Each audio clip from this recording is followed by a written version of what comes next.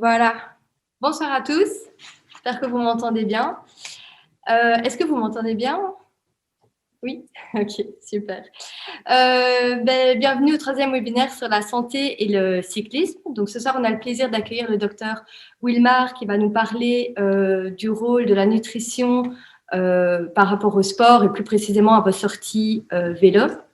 L'objectif, c'est vraiment de mieux comprendre le rôle de l'alimentation et de vous donner des conseils pratiques pour vous en tant que cycliste, mais aussi pour pouvoir donner à vos participants. Alors, le docteur Wilmar, donc, il vient de la clinique du sport de Namur et est licencié en nutrition clinique, en nutrithérapie au Cerdaine et en nutrition du sport à l'UCL. Alors, c'est aussi le moment de vous rappeler que les webinaires sur le cyclisme et le sport font partie intégrante d'un programme plus large qui est le Je pédale pour ma forme, qui est un programme de remise en selle à l'initiative d'une coopération de 5 GAL. Donc, il y a le GAL de la Botte du Hainaut, le GAL de l'Entre-Sambre-et-Meuse, le GAL Je suis Esbignon, le GAL Pays de Lourdes dont je fais partie et le GAL Romana. Pour la petite histoire, le Je pédale pour ma forme avait d'abord démarré au GAL Je suis Esbignon et s'est ensuite exporté grâce à la coopération dans les autres communes. Alors, donc, ce soir, vous êtes nombreux à être présents en tant que coach Je pédale pour ma forme. Et d'ailleurs, c'est le moment de vous remercier pour votre investissement et le soutien que vous apportez à notre projet. C'est également le moment de remercier les coachs et bénévoles de la Fit School de Mobile 21, qui sont également présents grâce à une coopération avec un GAL flamand, le GAL Hageland, dont le siège est à Leuven. Vous rappelez aussi que si tout ça est possible, si nos projets sont possibles, si on a pu mettre en place le webinaire, c'est grâce à nos subsides. Donc, nous avons des subsides de l'Europe, la région Wallonne et de nos communes. Je pense avoir fait le tour. Néanmoins, si j'ai oublié quelque chose, n'hésitez pas à aller sur notre site www.jppmf.be, donc JPPMF pour Je pédale pour ma forme. Vous retrouverez toutes les informations utiles ainsi que nos contacts. Comme d'habitude, vous pouvez poser vos questions via la conversation, donc la petite bulle en bas de votre écran. Vous notez toutes vos questions durant la présentation et on prendra un quart d'heure à la fin pour y répondre. Voilà, je pense avoir fait le tour. Je vais vous laisser avec le docteur Wilmar et je vous souhaite un bon webinaire. À tout à l'heure.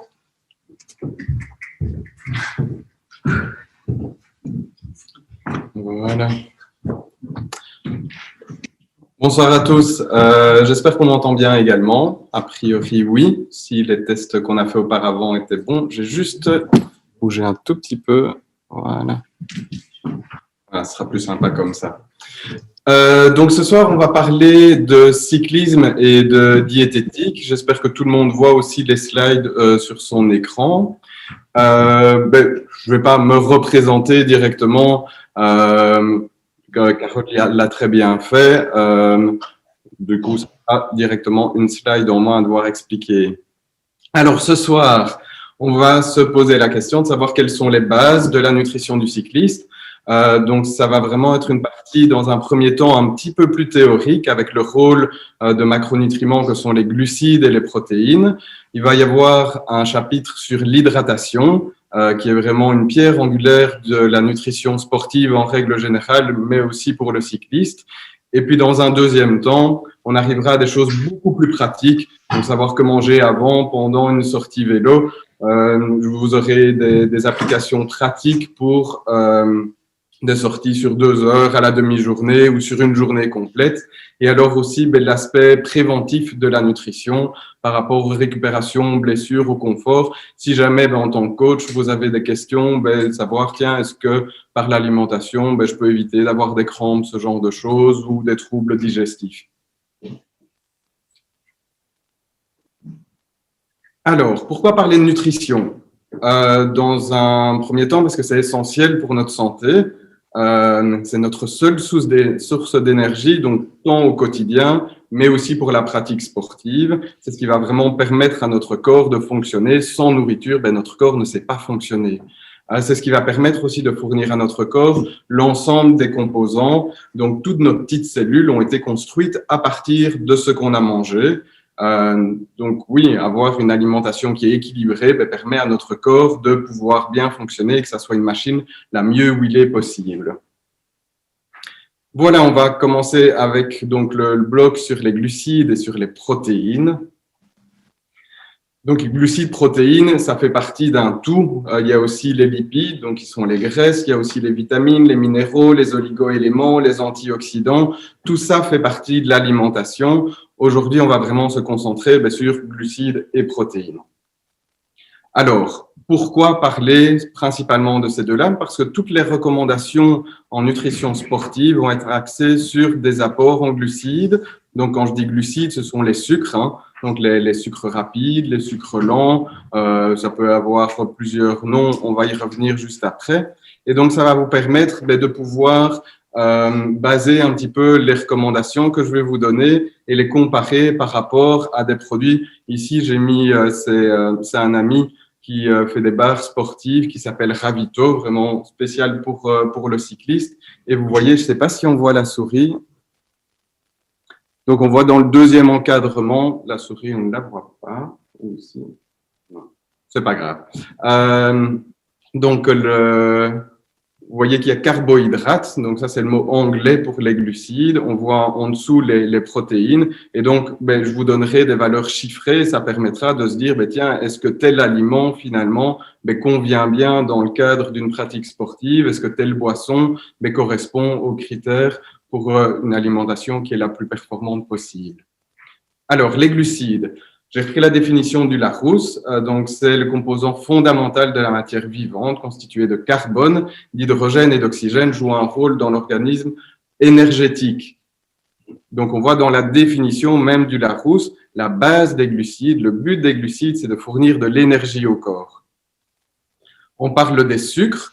On a toute une série de sucres qui sont les sucres simples.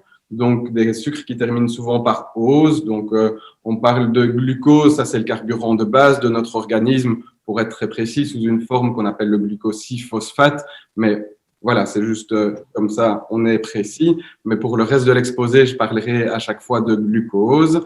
Il y a aussi le saccharose, donc ça c'est le sucre de cuisine. On parlera aussi de fructose. Donc tout ça, ce sont des glucides, ce sont des sucres. Dans le règne végétal, ces sucres sont stockés sous forme de longues chaînes qu'on appelle l'amidon. Et donc, vous allez retrouver des aliments riches en amidon. Ce sont la famille des féculents. Donc, que ce soit les pâtes, les pommes de terre, le pain. Il y a tout un exemple ici sur la slide. Donc, tout ce qui est à base de farine dérivée de céréales.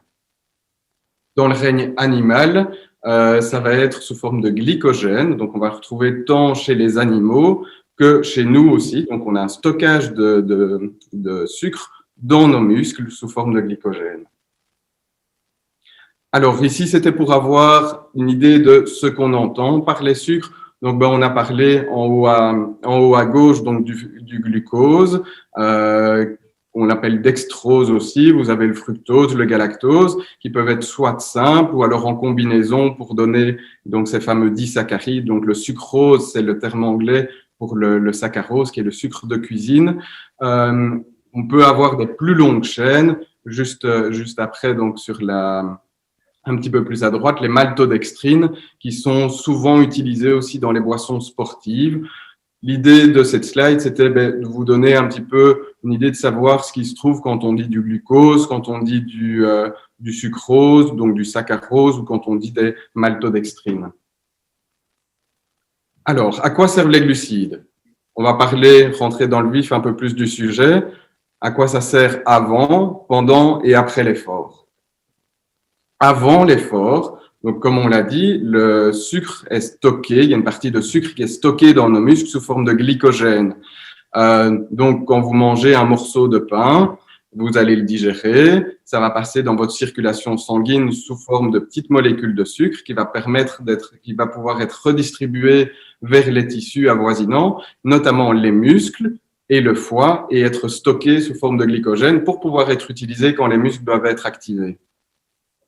Pendant l'effort, ça va être surtout dans un but d'apport d'énergie, de maintenir un bon taux de sucre qu'on appelle la glycémie, donc de maintenir la glycémie. Ici, c'est une slide qui montre un petit peu combien de temps on sait tenir avec des réserves de glycogène. et en fonction de la durée de l'exercice, mais aussi en fonction de l'intensité de l'effort. On voit que si on a 150% de la VO2 maximum, ben, en 10-20 minutes, l'ensemble de votre glycogène va être utilisé. Si on a une intensité qui est un petit peu moindre, 83%, on va tenir 1 heure. Si c'est 64% de la VO2 max, on peut tenir jusqu'à 2 heures, mais on voit que ces réserves restent quand même limitées. Donc, le but, vraiment, pendant l'effort, c'est de continuer à redonner de l'énergie en continu pour ne pas épuiser complètement ces réserves de glycogène. Quand on épuise ces réserves de glycogène, c'est un petit peu le coup de barre qu'on a où on sent qu'on a du mal à garder le rythme en vélo, où on sent qu'on doit diminuer en intensité. Après l'effort, les sucres ont aussi un intérêt. Ça va surtout être pour optimaliser la récupération et les effets d'entraînement. D'une part, donc, et optimaliser les effets d'entraînement en partenariat avec les protéines, dont on va parler juste après, et puis aussi pouvoir reformer les réserves de glycogène et pouvoir ainsi, le lendemain ou même les quelques heures qui suivent, pouvoir refaire un effort et continuer à utiliser nos muscles. Donc, les protéines, un synonyme sont les protides. Les protéines sont composées de petites briques qu'on appelle les acides aminés. Dans notre corps, il y a 20 acides aminés qui permettent de construire l'ensemble des protéines de notre corps. Donc, les protéines des muscles, mais il n'y a pas que, les protéines ne servent pas que aux muscles. On peut les retrouver dans des fonctions très diverses, donc les hormones, toute une série d'hormones qui sont à base d'acides aminés, donc des protéines. La transmission dans notre cerveau qui se fait à base de neurotransmetteurs, ce sont des protéines, ce qui nous permet de digérer les enzymes digestives aussi, transporteurs cellulaires, etc. Dans ces 20 acides aminés, on en a quelques-uns qui sont essentiels, donc s'ils ne sont pas apportés par l'alimentation, le corps ne sait pas les fabriquer. Je ne sais pas si vous avez déjà regardé dans certaines boissons sportives, il est marqué avec BCAA, donc les BCAA, qui est le terme anglais pour dire acides aminés branchés, ce sont des acides aminés essentiels. Donc, ce sont 3 parmi les acides aminés essentiels, leucine, isoleucine, valine. Ici, vous avez une idée un petit peu des acides aminés, d'une part essentiels et de l'autre que le corps sait fabriquer avec les fameux BCAA, donc qu'on voit en dessous des acides aminés essentiels, leucine, isoleucine, valine. Tous ces acides aminés, on les trouve quand même relativement facilement. On peut les retrouver facilement dans la viande, qu'elle soit blanche, qu'elle soit rouge. On peut en retrouver dans le quinoa, on peut en retrouver dans le poisson, on va en retrouver dans les produits laitiers aussi. On peut en trouver aussi dans les whey protéines que certains sportifs utilisent. Alors, ici, je vous ai remis un petit peu des sources alimentaires pour avoir une idée de la quantité de protéines que vous pouvez trouver. Donc, dans le soja, qui est un des plus dosés, à 35 grammes donc, de protéines par 100 grammes de soja. Pour le poisson, la viande rouge, on va tourner aux alentours de 25 grammes, un petit peu plus pour la viande maigre. Et vous avez ici un tableau avec aussi quelques alternatives végétales. Les protéines, à quoi ça sert? Alors, avant, pendant et après l'effort. Avant l'effort, ça va pas spécialement être juste avant l'effort en tant que tel, ça va plutôt être tout au long de la journée dans le cadre de la nutrition plus générale. Ça va aider vraiment à maintenir les fonctions du corps dont on a discuté juste avant et le maintien de la masse musculaire. Donc, ça va vraiment le fait d'avoir une bonne consommation de protéines tout au long de votre journée, tout au long de votre semaine, permet à votre corps de bien fonctionner et à vos muscles de rester en forme. Pendant l'effort, quand on a un effort qui est plus important, donc là on parle plutôt de 3-4 heures, ça va permettre de limiter la casse musculaire, donc pour des entraînements qui vont être plutôt longs, ou alors si on monte en intensité, si on a un entraînement qui est vraiment très très intense, le fait de consommer des protéines peut permettre de diminuer les courbatures qu'on peut avoir et déjà essayer de commencer à réparer un petit peu les dégâts. Après l'effort, c'est là que les protéines sont les plus importantes parce qu'elles vont permettre d'avoir vraiment une récupération et une récupération musculaire et reconstruire le muscle. Donc, quand on s'entraîne, c'est l'effet d'entraînement, il y a des micro-lésions dans nos muscles et ces micro-lésions doivent être réparées. Elles vont être réparées grâce aux protéines qu'on va consommer du coup après l'effort. Ça permet de diminuer les courbatures aussi.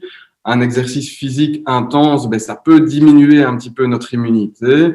La consommation de protéines permet de maintenir aussi notre immunité. Voilà pour les protéines et pour les glucides. Maintenant, on va parler vraiment de l'hydratation, qui est vraiment une pierre angulaire de la nutrition du sportif parce que ça a de gros impacts, tant sur le confort que sur les performances. Alors, pourquoi s'hydrater? On doit s'hydrater pendant qu'on fait un effort pour compenser les pertes liées à la sueur. Alors, pourquoi est-ce qu'on a ce mécanisme de sudation? C'est pour évacuer de la chaleur. Si on n'avait pas ce mécanisme, l'augmentation de plus en plus importante de notre température corporelle suite à l'activation de nos muscles et qui pourrait monter jusqu'à les fameux 42 degrés qui sont la température auquel le corps est vraiment en danger et ça peut mener au décès. Donc, on va éviter de décéder. C'est le but vraiment de pouvoir suer et d'évacuer par l'évaporation de la sueur, d'évacuer une quantité très importante de calories et maintenir une bonne température corporelle. Ici, j'ai repris un petit peu tout ce qui peut... Oui, elle est un petit peu coupée, mais c'est pas grave. J'ai pris tout ce qui pouvait un petit peu influencer justement la sueur. Donc, ce sont nos muscles qui vont produire de la chaleur, mais il y a aussi l'environnement extérieur qui a son importance, le fait qu'il y ait du soleil ou pas, le fait qu'il y ait du vent, la température extérieure, l'humidité de l'air va faire que la sueur va s'évaporer plus ou moins facilement. Et forcément l'intensité aussi de l'utilisation des muscles. Donc ça va être dépendant de la vitesse de course, du dénivelé, du niveau de votre entraînement, la façon dont vous êtes habillé. Et donc toute cette chaleur va devoir être évacuée, principalement par la sueur, un tout petit peu par la respiration et un petit peu aussi par donc ce qu'on appelle la convection, donc qui est l'échange de chaleur directement par rapport à l'air ambiant. Et qui peut être augmenté par le vent. C'est vrai que dans le cadre du cycliste, c'est pas négligeable quand même cette perte de chaleur qui peut être liée au vent. Alors, toujours pourquoi s'hydrater? Parce que on ne sait pas stocker de l'eau. On est composé à 65% d'eau et on ne sait pas faire des réserves pour pouvoir en avoir par après. Donc, il va falloir compenser justement pour essayer de garder ces fameux 65% d'eau dans notre corps. Le but, c'est vraiment d'éviter la déshydratation. Alors, qu'est-ce que la déshydratation? Que peut impliquer la déshydratation? Tout d'abord, une perte de performance. Dans ce graphique, vous voyez, on commence avec 100% d'aptitude à l'exercice. La diminution de poids corporel en pourcentage, c'est le calcul finalement de déshydratation. Donc, 1% de diminution de poids corporel, c'est 1% de déshydratation. Et on voit que par pourcentage, on perd environ 10% de performance. Donc, ça peut être une première raison pour laquelle bien s'hydrater, pour garder un confort de pratique du vélo et éviter justement cette perte de performance. On plonge souvent en disant oui, 2%, ça fait 20% de performance en moins. C'est quand même assez énorme. Ici, j'ai repris par rapport à un marathon. Donc, si on fait sur la ligne bleue une personne qui reste bien hydratée pendant tout son marathon et qui le finit en 2h30, on imagine ces mêmes personnes qui ne s'hydrateraient pas et donc qui va perdre du poids progressivement, va perdre de l'eau, va être déshydraté, 1% de déshydratation après 10 km, un deuxième après 20, un troisième après 30. On voit qu'au final, la perte de performance est quand même conséquente. On passe de 2h30 pour un marathon à 2h54. Ici, c'était par rapport à la course à pied, mais c'est exactement la même chose qui se passe avec le vélo. On a une perte de performance si on ne s'hydrate pas. Alors, d'autres symptômes de la déshydratation, aux alentours de 2%, quand on fait un effort, on commence à ressentir vraiment une sensation de soif intense. Quand on est au repos, la sensation de soif commence déjà aux alentours de 1% de déshydratation. Quand on fait un effort, on a une certaine tolérance finalement à l'effort qui s'installe et donc on commence à ressentir la soif surtout à partir de 2%. Quand on arrive à 4%, ben, ça se complique, on peut avoir des malaises, une augmentation de la fréquence cardiaque, ça peut aller jusqu'à, si on est au-delà de 10% de déshydratation, ben, des délires, voire même des accidents irréversibles. Le but, c'est certainement de ne pas arriver là. Alors maintenant, comment s'hydrater? On va donc conseiller de s'hydrater en fonction un petit peu de ce qu'on perd dans la sueur. Donc, dans un premier temps, s'hydrater une fois tous les quarts d'heure, c'est plus ou moins à la tape. Si on a des petites pertes de sueur, on va s'hydrater par petite quantité, donc 125 millilitres, ça fait plus ou moins un demi-verre d'eau. Donc, un demi-verre d'eau, ça fait une bonne grosse gorgée, 4 fois par heure. Si les pertes de sueur augmentent, dans un premier temps, on va d'abord augmenter la quantité. Maintenant, boire des grandes quantités en une seule fois, c'est pas confortable. Donc, si les pertes continuent à augmenter, ce qu'on va faire, c'est augmenter la fréquence. Et vous voyez qu'on passe donc dans la couleur saumon, on va passer à 6 prises par heure, puis 8 prises par heure. Dans la partie rouge, on augmente même jusqu'à 10 prises par heure. Si on arrive à 3 litres de sueur par heure, honnêtement, sur le vélo, c'est rare qu'on arrive à des valeurs aussi importantes. Alors, on l'a vu, c'est le but de l'hydratation, c'est vraiment de compenser les pertes d'eau. Ça vaut vraiment la peine de le faire à partir d'1 heure d'effort et de le faire dès le début. Donc, comme on l'a vu, s'hydrater dès le début permet aussi de limiter la déshydratation et tout ce qui peut en découler, dont la perte de performance. En vélo, on compte habituellement environ 600 millilitres par heure. Après, selon les personnes, selon les températures, selon le contexte, on va osciller plus ou moins entre 400 et 1 litre par heure, de boire 4 à 6 fois. Et alors d'individualiser, ça c'est extrêmement important.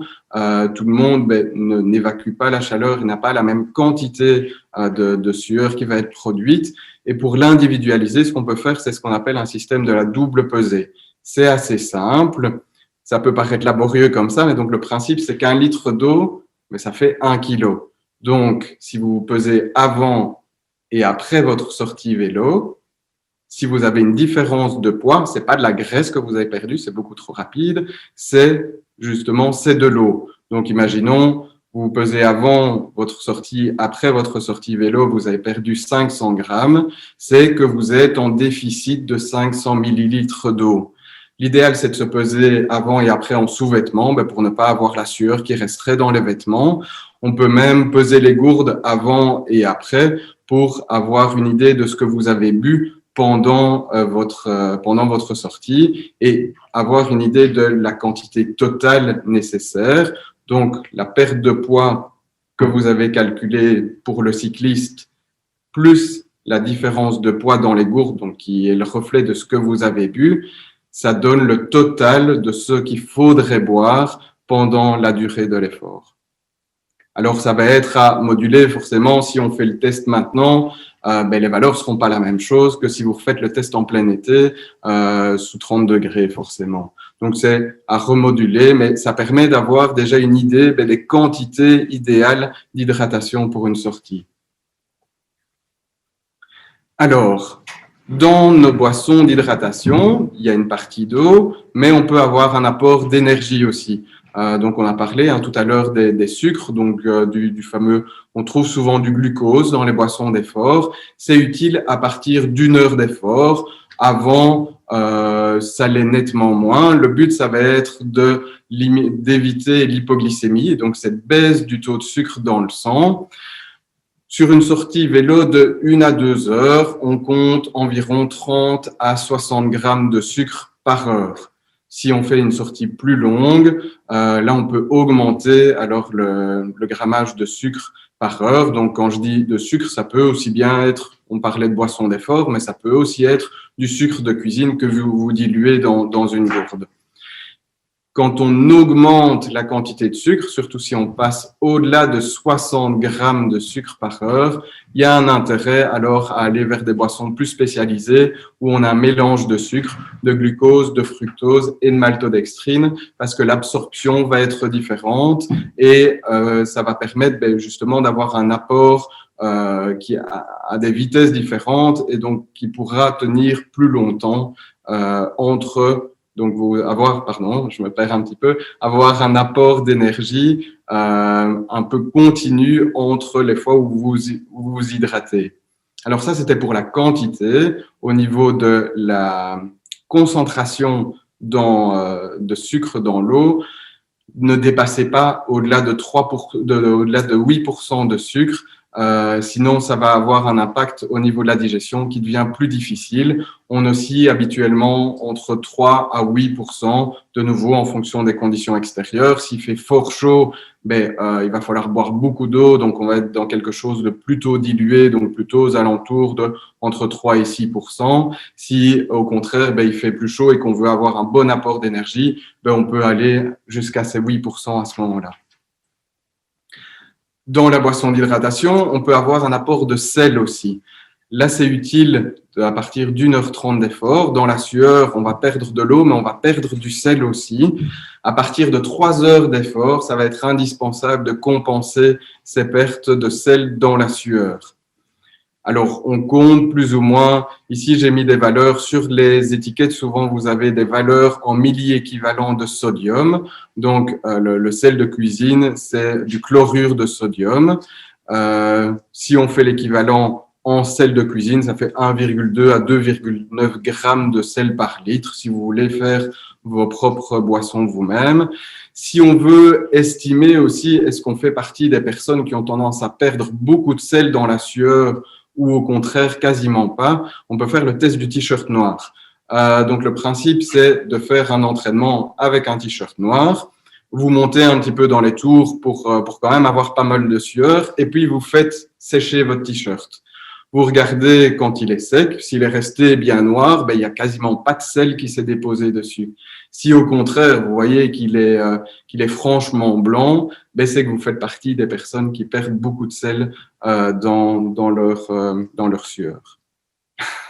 Je vois qu'il y en a qui regardent leur t-shirt du coup. Dans les boissons d'hydratation, on peut même avoir d'autres choses. Il peut y avoir un apport de protéines. Ça va souvent être ces fameux BCAA dont on a parlé avant. C'est utile à partir de 3 à 4 heures d'effort. On peut avoir d'autres apports, donc de ce qu'on appelle des électrolytes, dont fait partie le potassium. Donc les électrolytes, c'est un petit peu tous les minéraux qui circulent de façon normale dans notre corps.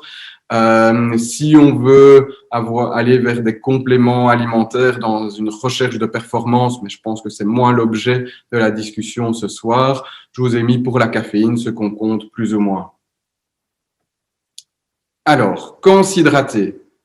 Idéalement, c'est avant la sortie vélo. Donc, de commencer votre sortie en étant bien hydraté. L'objectif au quotidien, et ce serait vraiment l'idéal, c'est que tout au long de la journée, on soit bien hydraté. Une des façons de le voir, c'est de se baser sur la couleur des urines. Donc, au plus vous allez être en manque d'eau, au plus le corps va essayer de garder cette eau. Et donc, une des façons de voir, c'est la concentration des urines. L'idéal, c'est de tourner aux alentours de 2-3. Un de mes profs disait, et c'est assez parlant, des urines plus claires que la couleur de la pile. Tout le monde voit bien et c'est assez facile de se baser là-dessus. Si les urines sont plus foncées, on va vers une déshydratation qui est de plus en plus importante en fonction de la coloration de plus en plus foncée. Donc, au plus on se rapproche d'un ultra-plus, au plus ça veut dire que vous êtes déshydraté. Assurer une bonne hydratation au départ, on l'a dit, parce qu'on ne sait pas stocker de l'eau et que le but, c'est de quand même commencer sa sortie dans les meilleures conditions possibles. Alors, et on a vu, pendant l'effort, la sensation de soif arrive aux alentours de 2% de déshydratation. Donc, il va falloir apprendre à boire avant d'avoir soif. Comptez environ 150 à 200 millilitres. Donc, ça veut dire une bonne grosse gorgée toutes les 10 à 15 minutes. Ça vaut la peine de le tester, voir si vous êtes plus confortable à boire de plus grandes quantités moins souvent ou des plus petites quantités régulièrement. Ça dépend vraiment d'une personne à l'autre et avec un réel intérêt de boissons d'effort, surtout sur des sorties qui seront plus longues parce que ça permet d'avoir un apport aussi d'énergie, de sel, éventuellement de protéines comme on vient de le voir juste avant. La boisson d'effort idéale, donc ça c'est pour voir un petit peu si jamais vous avez une étiquette nutritionnelle donc c'est la fameuse étiquette un petit peu barbare. Derrière, vous avez les calories, les sucres, le sel et tout ça. Derrière un aliment, ici en l'occurrence, par rapport à une boisson d'hydratation, idéalement c'est qu'elle soit isotonique. On compter une concentration de sucre de 3 à 8%, avec idéalement un mélange de glucose, fructose, maltodextrine, du sel dedans. Donc, je vous ai mis toutes les valeurs selon les mesures qui sont prises, donc soit en grammes de sel, en milliéquivalent de sodium ou en milligrammes de sodium. Idéalement, d'avoir un goût peu sucré. Pour avoir commencé à faire, quand j'étais jeune cycliste, simplement de l'eau avec le sucre, honnêtement, on a très très vite la pâteuse et on en a marre et finalement on ne boit plus rien parce que ça c'est pas confortable. Le mieux c'est d'avoir quelque chose qui est légèrement acidulé. Donc si on fait des boissons soi-même, pourquoi pas rajouter du jus de citron par exemple.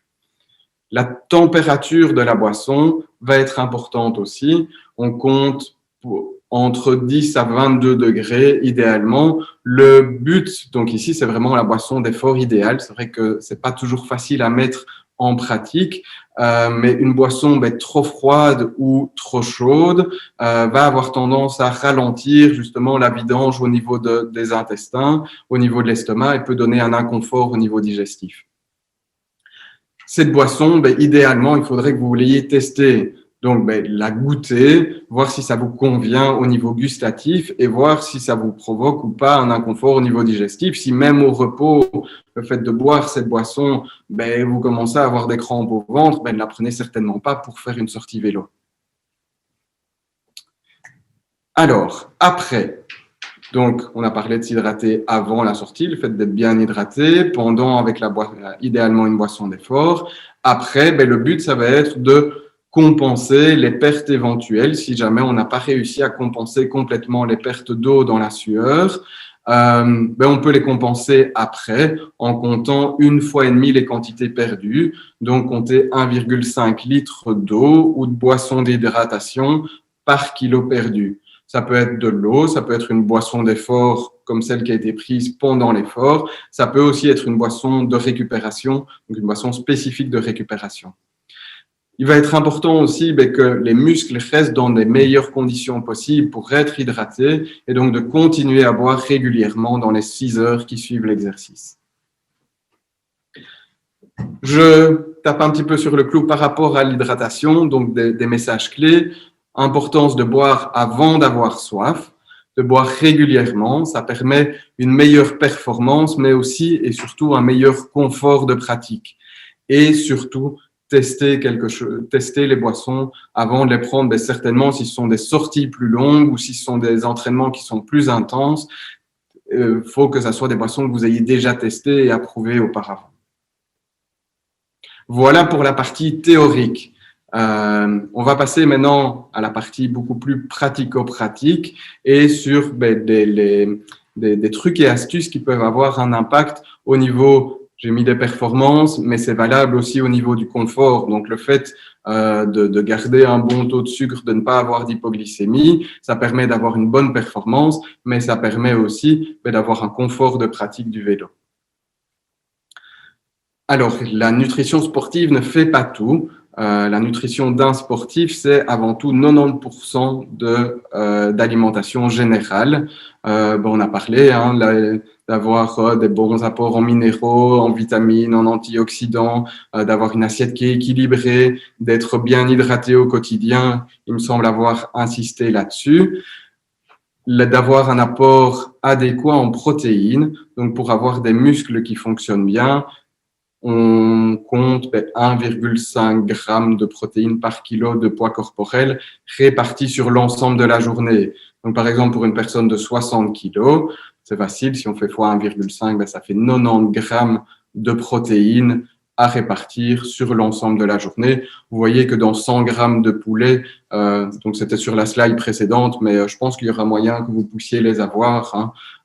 Donc, on a 30 grammes de protéines par 100 grammes de poulet. Mais si vous avez besoin de 90 grammes, ben, finalement, ça ne fait que, finalement, si on ne mange que du poulet, ça ne fait que 300 grammes, mais répartis sur l'ensemble de la journée. Donc, ce n'est pas des quantités astronomiques non plus. Alors, avant l'effort, privilégiez plutôt un repas léger. Donc, vos muscles vont devoir fonctionner, ils vont devoir, le débit sanguin va être tourné plutôt pour la pratique du vélo et donc va être plutôt axé vers les muscles de vos jambes. Et donc, il y a toute une partie qui va pas être disponible pour vos intestins. Donc, ne me faites pas une grosse raclette avant de faire une sortie vélo. Honnêtement, ça va pas du tout être confortable. Quand je dis 3 heures, voyez un petit peu en fonction des rapidités de digestion. Il y a des personnes qui digèrent extrêmement rapide, en 1 ou 2 heures, leur passe sera digéré. Il y a d'autres personnes, même 3 heures avant l'effort, c'est un peu juste, ils se sentent encore un petit peu ballonnés ou ils sentent que l'estomac fonctionne encore un petit peu. Donc là, oui, d'avoir un repas qui est encore un petit peu plus longtemps à l'avance. Ça va être important aussi d'augmenter progressivement les quantités. Donc, si vous décidez de vous mettre à manger environ 3 heures avant l'effort, commencez d'abord par des petites quantités pour voir comment ça se passe, voir que ça soit bien toléré, et puis dans un deuxième temps, d'augmenter les quantités. Si on est vraiment en quête de performance, donc ça c'est vraiment les recommandations pour des sportifs de haut niveau, on peut aller jusqu'à 300 grammes de glucides facilement digestes. Donc on parle notamment de pâtes blanches. Quand je vous dis que c'est pour des sportifs quand même de haut niveau, je connais pas grand monde qui a vraiment envie de manger et qui a vraiment la capacité de pouvoir manger 425 grammes de pâtes blanches, sachant que c'est le poids cru. Donc c'est quand même une quantité assez énorme. Au-delà de cette quantité, c'est pas nécessaire d'aller. C'est vraiment le maximum qui permet de remplir un maximum nos muscles de glycogène et d'avoir des performances les plus hautes possibles pendant l'effort.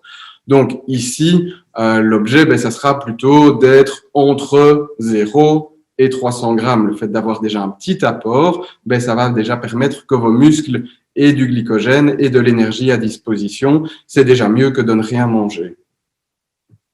Alors, à ces glucides facilement digérés, on peut rajouter éventuellement un petit peu de protéines maigres. Donc, je pense à des dés de jambon ou de la volaille, par exemple, des légumes pauvres en fibres. Vous aurez des petites recettes à la fin pour. Donc, ça sera la partie la plus sympa de repas type pour pouvoir de quoi manger avant, pendant et après. Et donc, ici, oui, légumes pauvres en fibres, ça veut dire, par exemple, des courgettes qui ont été pelées et pépinées. Ça peut être des tomates, ça peut être du concombre, de nouveau sans la peau. Donc, des légumes qui se digèrent très facilement, avec éventuellement un petit assaisonnement, un petit filet d'huile, sel, poivre, par exemple. On y reviendra à la fin, c'est promis. Alors, je vous disais, je vous ai mis des recettes aussi, parce que le but, c'est pas, je pense que l'objet de la soirée, c'est pas spécialement de donner vraiment les recommandations pour être le plus performant possible, mais aussi de se faire plaisir. Et donc, pourquoi pas des crêpes ou un gâteau énergétique? Je vous donne les recettes juste à la fin. Alors, pendant l'effort, ça va être important, je me répète, mais c'est extrêmement important de s'hydrater régulièrement dès le début de l'effort. On a vu le système de la double pesée qui permet de calculer la quantité de liquide qu'il faudrait boire sur une sortie. Idéalement, c'est de couvrir au moins 80% de ses apports pour avoir vraiment un bon confort de pratique. L'idéal, c'est 100%, mais si on n'y arrive pas, au moins 80%. En dessous d'une heure d'effort, l'eau est suffisante, on pourrait même éventuellement se passer d'eau, mais ça a quand même un rôle préventif par rapport à la survenue de blessures, la survenue de crampes ou la survenue de tendinite. On peut ajouter un petit peu d'électrolyte. Donc, électrolyte, ça peut être soit du sel ou ça peut être vraiment, vous retrouverez dans les rayons de nutrition sportive, des comprimés effervescents d'électrolyte. Donc, non seulement du sel, mais un petit peu de potassium, de magnésium en plus, si le temps est vraiment chaud ou si la sortie est très intense. Si on est plutôt entre 1h30 et 3 heures d'effort, ce qui sera le cas quand vous encadrez. Là, ça va être important d'avoir cet apport. On l'a vu, au-delà d'1 heure et demie d'effort, il y a vraiment un intérêt à avoir un apport de sel. J'ai remis les valeurs 1,2 à 2,9 grammes de sel. Quand je dis du sel, effectivement, je ne sais pas si je l'avais précisé, mais ça peut être vraiment du simple sel de cuisine. Entre 1h30 et 3 heures d'effort, l'apport de sucre est vraiment intéressant en termes soit de performance ou en termes de confort pour éviter l'hypoglycémie. Mais non, c'est pas indispensable non plus, hein. Le but des sucres, éviter l'hypoglycémie, surtout lors des premiers entraînements, le temps que le corps s'adapte. On compte, c'est toujours les mêmes valeurs, entre 30 et 60 grammes de sucre par heure, soit du glucose, soit du sucre de table, soit un mélange de glucose, fructose, maltodextrine. L'apport de sucre peut venir non seulement par une boisson d'effort, mais ça peut être des gels à côté, ça peut être aussi des aliments comme des barres d'effort, si jamais l'intensité de l'effort n'est pas trop importante. Si vous avez un effort qui est très, très important, il y a très peu de sang qui va arriver au niveau des intestins et de permettre une bonne digestion. Donc, la règle, c'est que au plus l'effort est intense, au plus on va faciliter le travail de nos intestins. Et au contraire, au plus l'intensité est légère, au plus on peut espérer digérer des choses un peu plus complexes.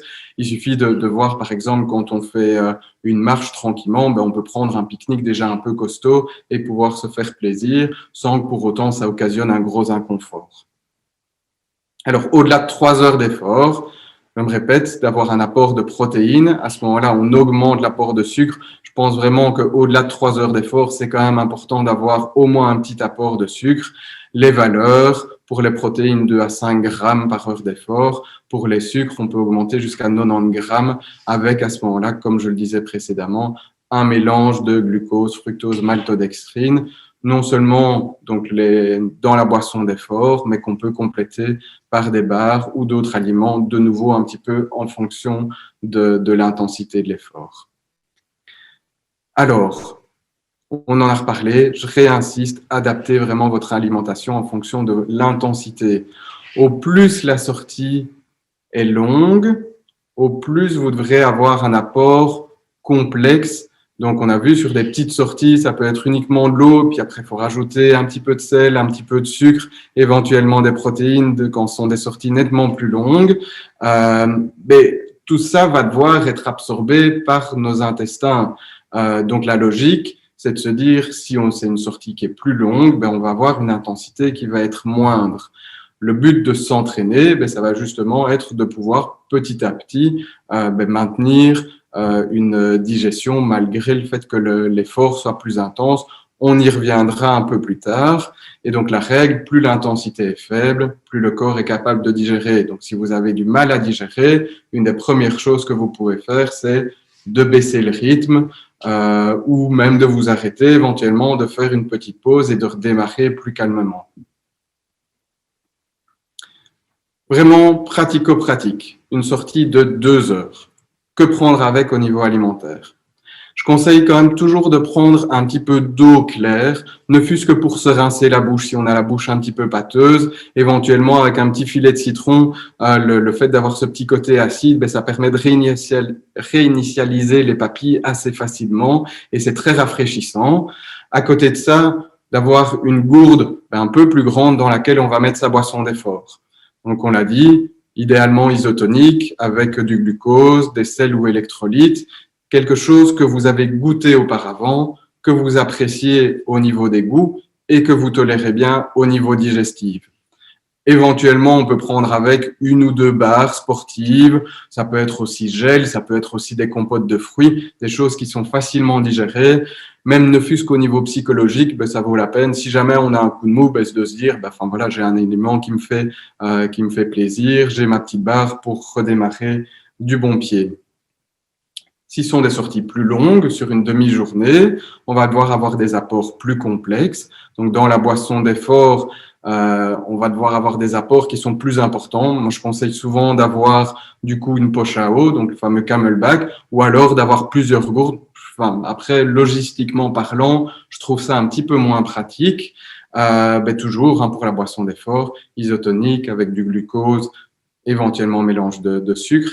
Là, on peut ajouter, il y a vraiment un intérêt sur une demi-journée d'avoir dans votre boisson d'effort un petit peu de magnésium, un petit peu de protéines, de nouveau quelque chose que vous avez testé auparavant. Là, on peut aussi augmenter le nombre de barres que vous prenez, compter environ une barre toutes les heures, heure et demie. Alors, enfin, je dis barre sportive, mais de nouveau, ça peut être des gels, ça peut être une compote de fruits. Ici, comme ce sont des choses un petit peu plus complexes au niveau digestion, ça vaut la peine de les premières sorties, diminuer l'intensité, voyez comment ça se passe au niveau digestif. Si ça se passe bien, augmentez l'intensité dans un deuxième temps. Si c'est sur une journée entière, on va retrouver exactement la même chose, la gourde d'eau, la boisson d'effort, idéalement dans un poche à eau, les barres sportives ou gel compote, mais on va ajouter un repas de midi. Le repas de midi, ça peut être la même chose que ce qui a été mangé les fameuses 3 heures avant l'effort, donc un repas qui est facilement digéré.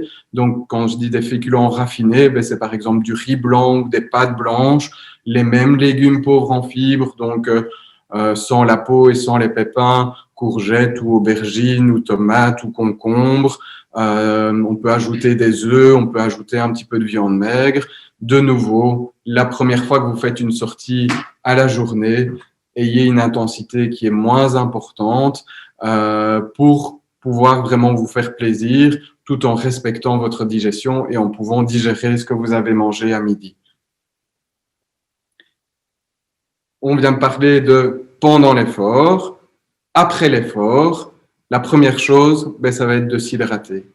On a vu que l'ensemble de notre corps est composé de 65% d'eau. Nos muscles, c'est même encore plus important. Il va falloir que les muscles soient dans de bonnes conditions pour récupérer, donc de s'hydrater régulièrement, plutôt en petite quantité, directement après l'effort. Après, ça peut être de l'eau simple, ça peut être une boisson d'effort, ça peut être une boisson spécifique de récupération. Je vous rappelle, s'il y a eu une perte de poids, et donc d'eau par la technique de la double pesée, comptez 1,5 fois les quantités perdues pour pouvoir retrouver un niveau normal d'hydratation.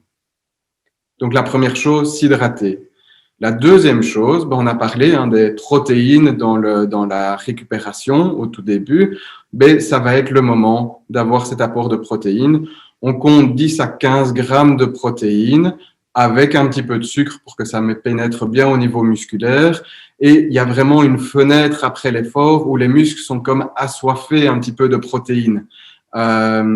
Donc, ça va être beaucoup mieux utilisé si on respecte vraiment cette heure qui suit l'effort. Moi, je conseille souvent aux gens d'avoir cet apport de protéines et de sucre environ une demi-heure après. Donc, une demi-heure après, c'est le temps de mettre son vélo au garage, de continuer à boire avec la gourde, de prendre une douche et puis alors de prendre son encas pour la récupération. Après cet encas, continuer à s'hydrater régulièrement. Le but, c'est que le corps, les muscles soient dans les meilleures conditions possibles pour éviter d'avoir des courbatures après, de pouvoir se réparer le mieux possible et surtout les 6 heures qui suivent l'entraînement où les muscles sont vraiment extrêmement actifs à ce moment-là. Ils le sont encore par après, mais de façon moins intense. Je reviens un petit peu sur ce qu'on a dit juste avant, donc l'importance de l'hydratation. Avant une sortie, d'avoir un repas léger qui se digère facilement, d'augmenter petit à petit les quantités, de ne pas prendre directement des grandes quantités.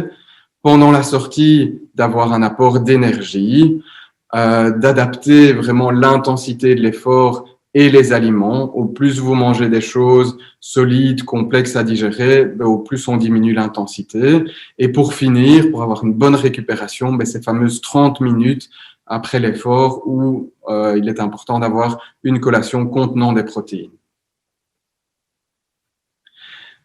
Le but du petit module ici de l'impact préventif de la nutrition sportive, c'est si jamais vous êtes amené à devoir répondre à des questions telles que qu'est-ce que je peux faire pour éviter les courbatures après l'effort, les crampes éventuellement pendant, comment avoir une bonne récupération, pouvoir enchaîner les entraînements. Si jamais il y a des personnes qui ont des crampes au niveau du ventre, ben quels conseils leur donner? On y a déjà répondu en grande partie auparavant. Le but, c'est d'avoir les slides qui synthétisent un petit peu les choses là-dessus. En ce qui concerne la prévention des blessures, ça va vraiment être la phase de récupération. Donc, quand l'effort est terminé, le fait de soigner cette phase de récupération, c'est vraiment ça qui va éviter d'avoir des blessures, d'avoir des dégâts au niveau musculaire ou d'avoir des tendinites. C'est vraiment la clé, la phase de récupération. C'est à ce moment-là que notre corps s'adapte. C'est à ce moment-là que, donc c'est pas pendant l'effort qu'on devient meilleur, c'est quand on a arrêté l'effort et que le corps est en train de réparer les dégâts, les micro-lésions qui ont été faites au niveau musculaire. Le corps va s'adapter, réparer tout ça pour être meilleur, pour être plus performant. Alors, il n'y a pas que la nutrition. Il y a d'autres personnes qui vont certainement mieux parler que moi, notamment du matériel adapté, d'une bonne posture, le fait aussi d'avoir une bonne hygiène de vie, que ça soit un sommeil, que ça soit, si on a mal, de prendre le temps de soigner ses blessures, d'avoir un entraînement qui est bien adapté. Et là, je pense que c'est clairement le rôle d'un encadrement de qualité tel que tel que vous le faites déjà, pardon. Vous avez déjà commencé, déjà depuis pas mal de temps, à encadrer des cyclistes.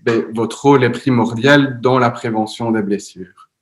Alors, au niveau de la nutrition en tant que telle, vraiment, le fait que les muscles soient bien hydratés, ça va éviter énormément de blessures. Quand il y a des personnes qui me consultent pour des problèmes de tendinite, je dirais dans 90% des cas, le problème est d'abord une hydratation qui est insuffisante.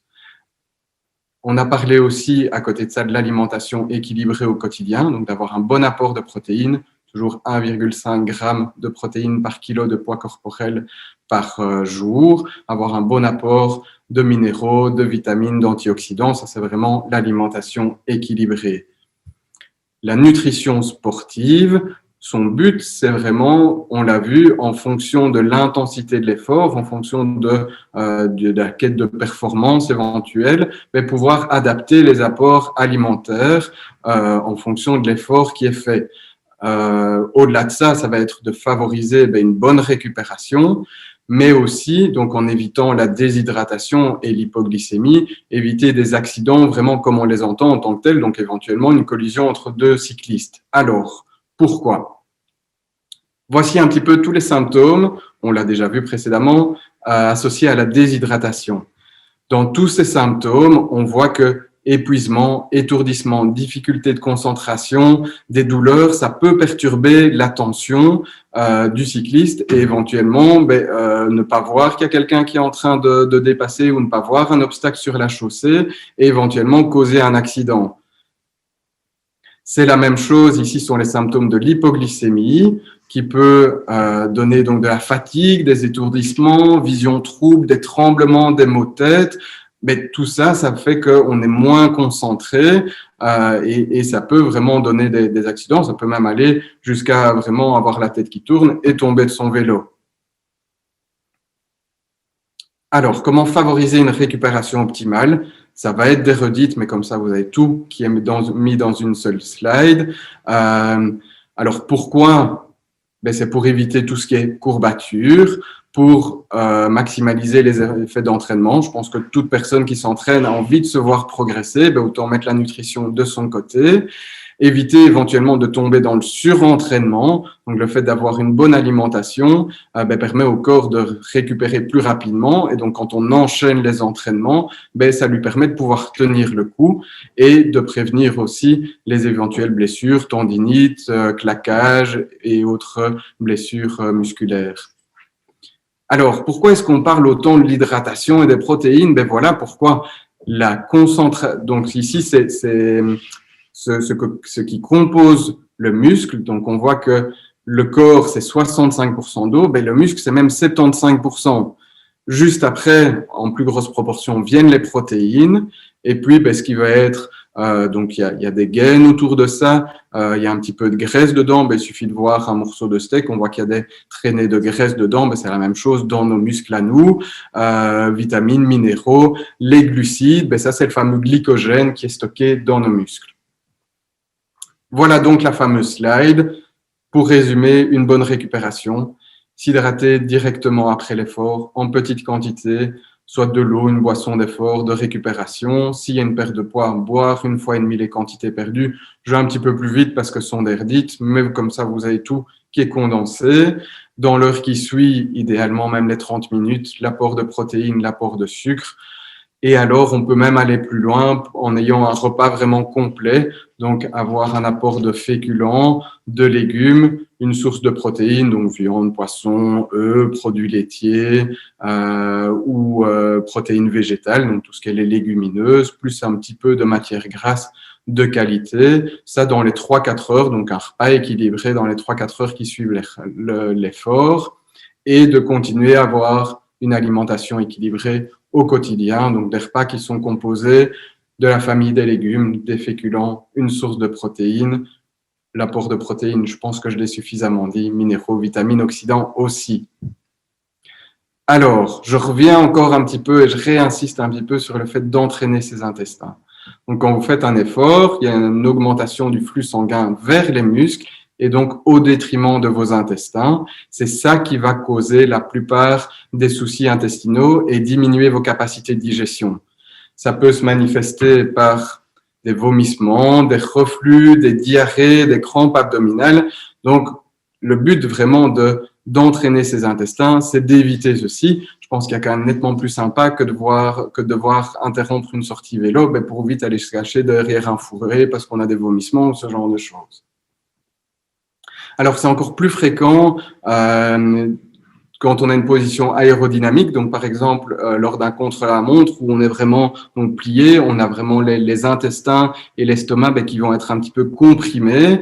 Donc la position des triathlètes, la position en contre-la-montre va augmenter le risque d'avoir des problèmes au niveau digestif. Ça peut même être une cause d'abandon de course.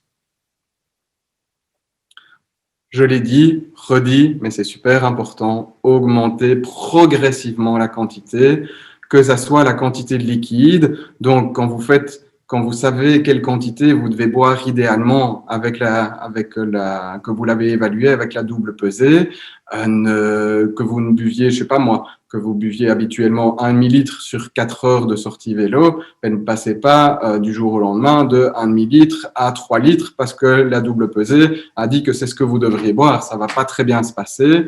Il y a un temps d'adaptation, c'est normal. Les muscles, ça s'entraîne. Les intestins, c'est exactement la même chose. Il faut y aller progressivement.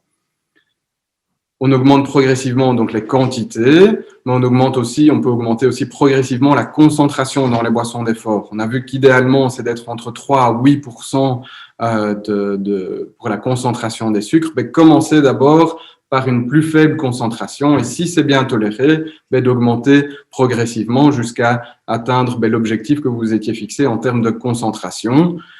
C'est la même chose pour les aliments, commencer par des petites quantités. Si vous voyez que ça passe bien, on peut augmenter alors les quantités. Voici les fameuses recettes. Et puis après, on en aura terminé et on passera aux questions. Alors d'abord, les recettes avant. Ça peut être un repas complet, ça peut être des crêpes, ça peut être un gâteau énergétique. Quand je dis repas complet, moi je conseille souvent de commencer plus ou moins entre 100 et 150, c'est déjà pas mal, de pâte blanche avec la courgette, ça s'y marie très bien, mais ça pourrait être de l'aubergine, ça pourrait être des tomates.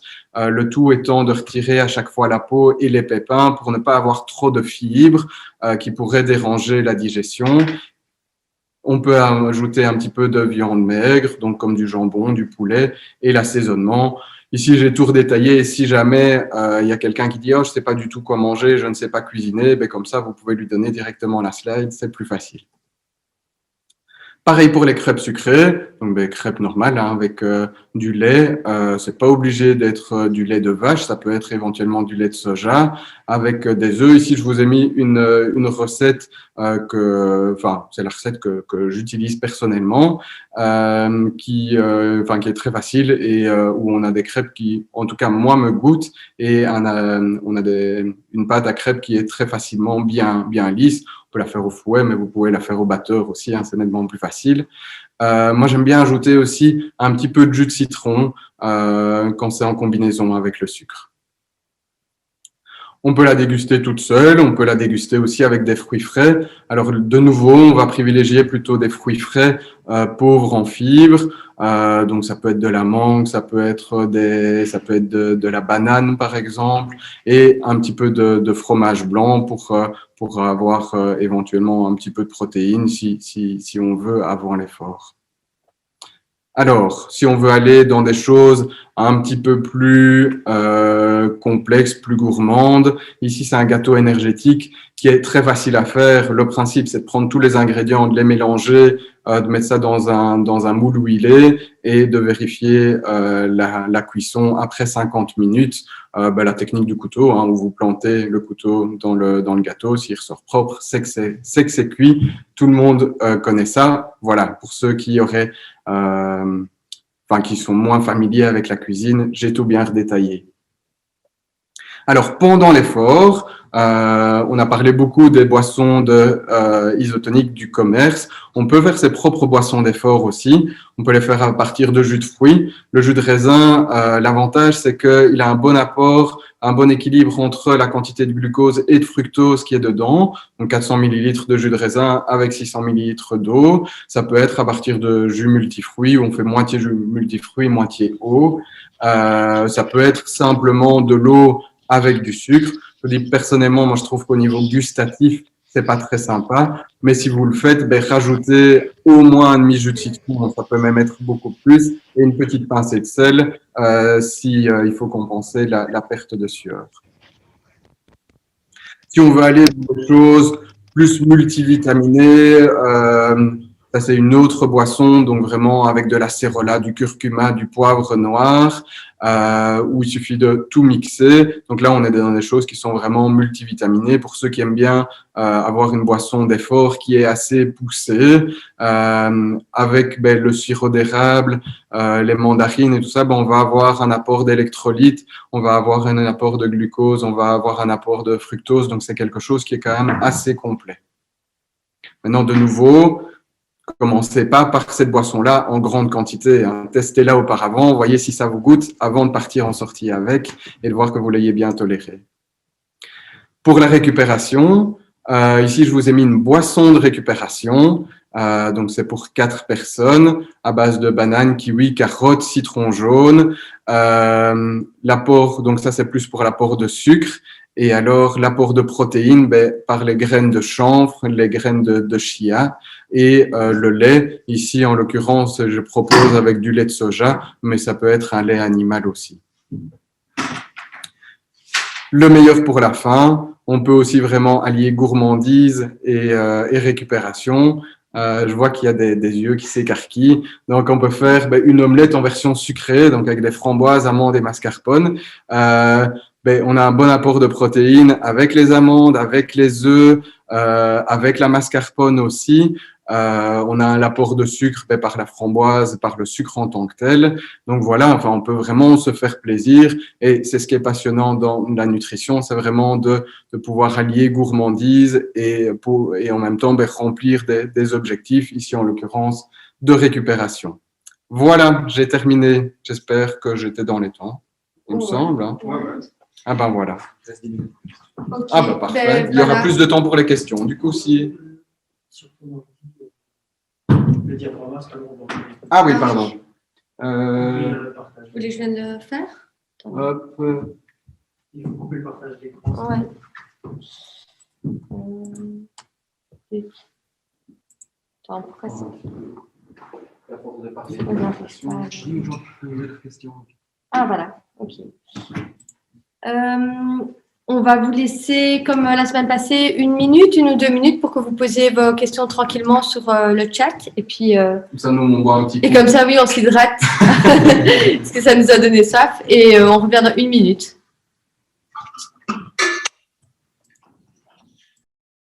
Alors, Je reprends juste un petit peu. est-ce que vous pouvez me faire un pouce si vous m'entendez bien?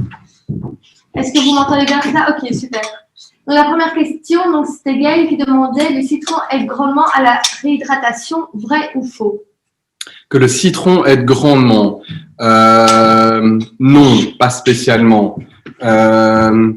Donc, c'était plus dans quel cadre? Dans le cadre d'une... ah oui, ce serait peut-être... je sais pas si on peut entendre les gens ou pas.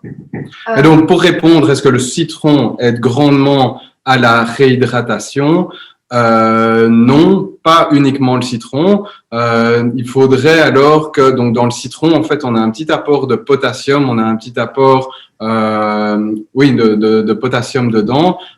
Et donc, pour avoir une bonne réhydratation, idéalement, c'est vrai que c'est avoir non seulement de l'eau, mais pour la quantité d'eau, le fait d'avoir ou pas du citron, ça ne va rien changer, mais aussi avoir un apport des fameux électrolytes, donc ça veut dire du sel, aussi un petit peu de potassium. Et dans ce cadre-là, pour l'apport de potassium, le citron peut vraiment aider.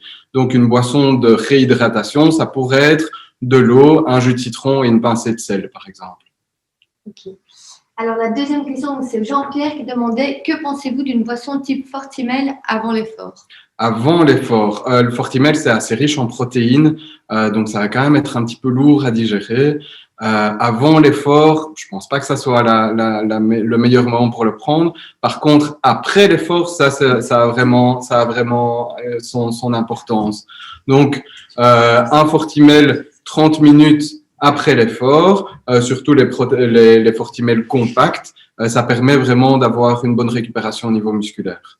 Alors, la question suivante, ce n'est pas moi, c'est mon collègue Florian qui demande si une urine trop claire signifie un manque de sels minéraux. Non, des urines trop claires, ça veut simplement dire qu'elles sont fortement diluées. Alors, la plupart du temps, c'est simplement le signe qu'on s'hydrate vraiment bien. Maintenant, ça peut être... il y a certaines maladies qui font qu'il y a vraiment une fuite d'eau dans les urines, mais la plupart du temps, c'est plutôt le signe qu'on s'hydrate bien. Ça peut aussi être le cas quand on prend des médicaments ou des boissons qui sont diurétiques, donc qui forcent l'évacuation d'eau. Donc, des grandes quantités de café, beaucoup de thé, ça peut avoir la bière aussi. Ça, je pense que tout le monde en a fait l'expérience. Après quelques bières, on voit l'urine qui est vraiment extrêmement claire. C'est parce que la bière a un effet diurétique, donc va forcer un petit peu au niveau des reins le passage d'eau dans les urines. Alors, la question suivante, donc, c'est Jean-Pierre qui demande: quel est votre avis sur les produits Ethics? Alors, les poissons, ce sont de bons produits. Après, c'est une gamme qui est extrêmement large. C'est vrai que chez Ethics, moi, ce que j'aime bien, c'est justement leur comprimé effervescent d'électrolytes. C'est quand même assez facile à utiliser. Et surtout, par exemple, quand c'est des courses ou des personnes, par exemple, qui veulent uniquement se ravitailler en eau sur le parcours et qu'il y a des ravitaillements et mettre leur propre électrolyte dedans, ça peut être extrêmement pratique. Leur ISO est bien conçu aussi. Pour ceux qui sont de récupération, j'avais rien à redire. Il y a des choses qui sont mieux, mais c'est pas du tout mauvais. Ça reste une bonne gamme qui, globalement, est bien équilibrée. Maintenant, c'est vrai que j'ai pas en tête tous leurs composants, plus pour tout ce qui est musculation, mais de toute façon, ici, c'est pas trop l'idée. Mais donc, leurs boissons ISO et leurs comprimés d'électrolytes, eux, ils sont vraiment bien faits. Alors, la question suivante, donc, c'est Étienne Évrard qui demande: les conseils donnés sont-ils spécifiques aux cyclistes ou ça fonctionne aussi pour les gens qui font du footing, des marathons? Donc, c'est pour tout ce qui est sport plutôt d'endurance. Donc, pour du footing, pour un marathon, ça vaut la peine aussi. Si ce n'est qu'on a déjà dit qu'il fallait entraîner ses intestins quand on fait du vélo. Pour la course à pied, c'est encore pire parce que donc il y a à chaque fois des petits rebonds qui mettent encore plus à mal nos intestins. Donc le fait de vraiment bien entraîner ces intestins, c'est d'autant plus important.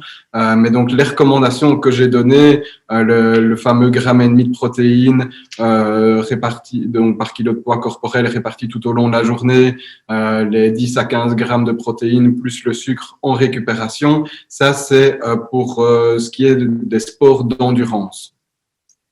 Alors, on a Gilbert qui nous pose une très bonne question. Les pains au chocolat pendant l'effort, bonne ou mauvaise habitude? Alors, je vais faire comme un bon belge, on va dire ça dépend. En soi, donc c'est quelque chose qui est plutôt sucré, donc on pourrait se dire pourquoi pas.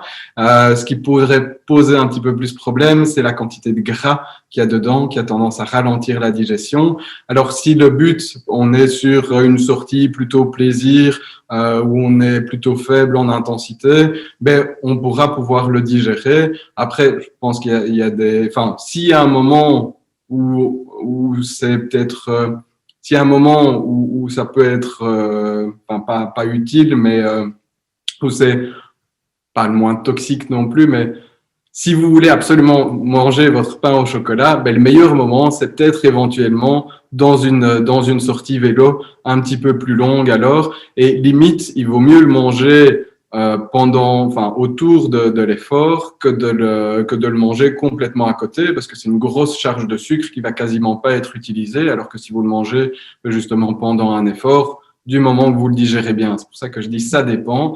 Donc, bonne ou mauvaise idée, ben, ça va dépendre des personnes. Il y a des personnes qui vont savoir le digérer sans problème, il y a d'autres où ça va pas du tout passer. Alors, on a un problème de Monsieur Montfort. Je fais mon sport après avoir soupé, 1h30 après un repas complet et ma session dure 45 à 60 minutes. Est-ce un mauvais moment pour faire mon sport? De nouveau, ça dépend de votre capacité de digestion. Si en 1h30, vous avez très bien digéré votre repas, tant mieux pour vous. Maintenant, c'est vrai que idéalement, si on décale, c'est vrai que si on pouvait décaler votre entraînement et de le faire plutôt que votre entraînement se termine environ 30 minutes avant je dois peut-être aller un peu plus vite. Il y a beaucoup de questions. On ne pourra pas répondre à toutes, donc okay, on fait celle-là et puis on répondra. Sinon, je vais essayer d'être plus concis.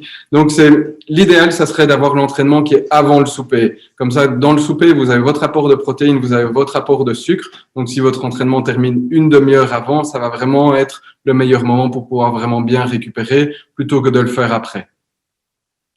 Mais du coup, ce sera la dernière question parce que le temps file. Donc, c'est une dernière question de Jean-Pierre qui demande si ajouter du miel liquide à l'eau du bidon, si c'est une bonne idée. Ça peut être une bonne idée, donc on peut utiliser du miel liquide. Maintenant, testez un miel qui se mélange facilement, mais ne mettez pas que du miel, parce qu'au niveau gustatif, quand vous allez faire un effort, le goût sucré va devenir, peut être dérangeant. Moi, je trouve que rajouter toujours une petite touche d'agrumes, après, moi j'aime bien le citron, mais ça peut être autre chose, ça vaut vraiment la peine. Bon, voilà, je suis désolée. Oui, il y a toujours plein de questions quand c'est la nutrition. Ou peut-être pour le reste aussi. Donc voilà, on vous remercie d'être encore présent. Désolée de ne pas avoir pu répondre à toutes vos questions. Néanmoins, on va les conserver et on pourra peut-être les envoyer des réponses par écrit. Donc voilà, j'espère que vous êtes contents de ce webinaire et on se retrouve dans une semaine.